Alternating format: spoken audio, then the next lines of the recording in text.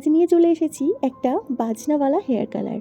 বাজনাওয়ালা hair colour করলাম তার কারণ আমরা রাসের সময় কম বেশি সবাই দেখে থাকি বাজনা বাজায় যে দাদা ভাইগুলো তাদের বেশিরভাগ ক্ষেত্রেই হেয়ার কালারটা ঠিক এইরকম থাকে, যেটা আমার হেয়ারে এখন দেখা যাচ্ছে। এখন বাজে রাত্রি 12:30। চলুন ঘটনাটা এবার খুলে বলি। সপ্তাহখানেক আগে আমার নবদ্বীপের এক পরিচিত বোনের কাছে আমি হেয়ার কালার করাই এবং তখন সে আমার কালারটা ঠিকঠাক করে দেয়নি। আমি বলেছিলাম আমি চুলটা তুলে বাতি, সেই কারণে আমার মাথার উপর অংশটা যেন একটু হাইলাইট কালারটা হয়, কিন্তু বাড়ি এসে দেখলাম যে না, ঠিক ওই রকম জায়গাতে স্টিকটা পড়ছে না, ব্ল্যাকই হয়ে রয়েছে।